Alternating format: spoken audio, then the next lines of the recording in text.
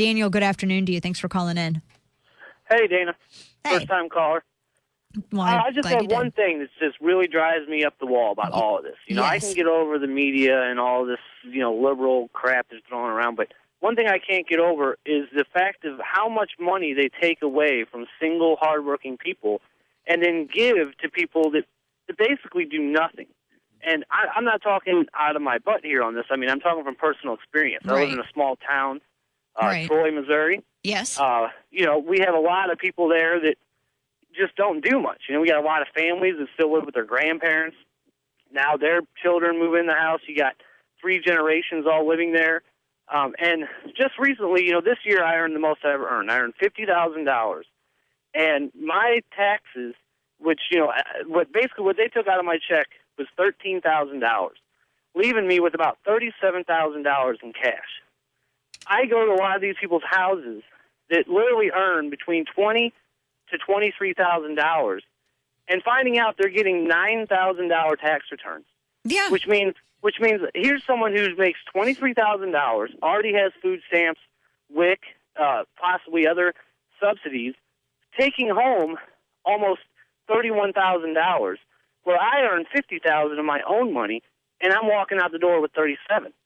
And it's just like, I don't understand the mentality, and then to see what they do with it too.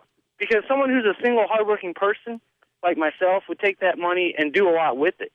These people look at it like they're crackheads that just won the lottery. Right. They get these checks, and it's like they just spend it on just random stuff they don't even need. Like, they'll go to the store and they'll buy like a new PlayStation or something, or they'll give their kids a bunch of money.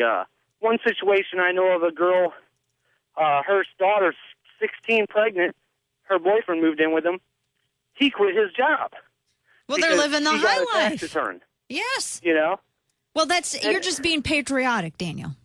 Well, I just Remember, don't understand the mentality behind it. And what's worse is that if you dare say anything to anybody about it, you're looked at as some kind of like how dare you? These people are suffering and they need it. It's like they're not suffering. Right. They're spending their EBT card on Mountain Dews and Twinkies at the gas station. They're not using it because, oh my God, they're not going to eat if they don't have it. Right. They're just simply using it as a way to subsidize their addictions or their other problems in their life. That's a good point.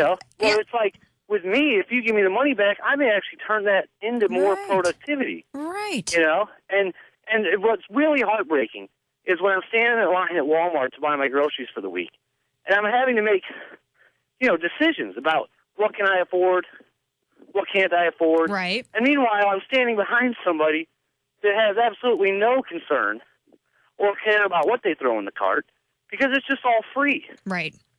And it's like, I'm almost starting to feel like I'm a slave to all of these people. Like I'm just like Obama's my pimp. You know what I mean? And I'm just out there making him money. You, Daniel, horrible. Are articulating in a very fantastic way what so many people out there are feeling. Many people. My problem, Dana, is I'm 32 years old, and I have yet in my entire life to come across a single person that was on any type of government subsidy or receiving some type of services that they truly needed it.